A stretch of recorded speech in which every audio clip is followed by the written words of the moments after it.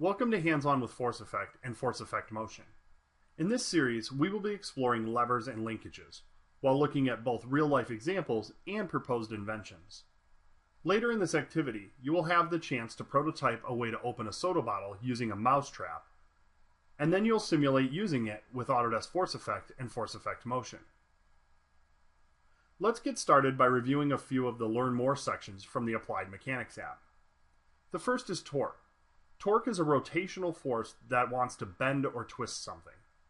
This will be important when you're using your mousetrap, which will apply a torque to a lever. The definition of torque is a force multiplied by the lever arm distance, which means the longer lever arm you have, the more torque you will create when you pull on that lever. Second, we have levers. Levers are important because a linkage is essentially a series of levers put together. Using a longer or shorter lever can generate more or less leverage or mechanical advantage. Linkages can be considered a series of levers connected to one another, but unlike a lever, they differ because they have multiple pivot points along the one length. Linkages are useful for defining or restricting motion. In addition, they can transfer power and motion much like a lever. Linkages are used in all sorts of mechanisms and devices you use every day, everything from shopping carts to monster trucks. Let's take a quick look at linkages in everyday items. A shopping cart is something that many of us interact with each day.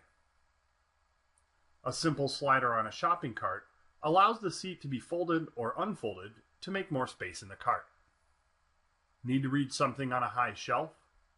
A series of parallel 4-bar linkages allow this stepladder to be collapsed for easy storage.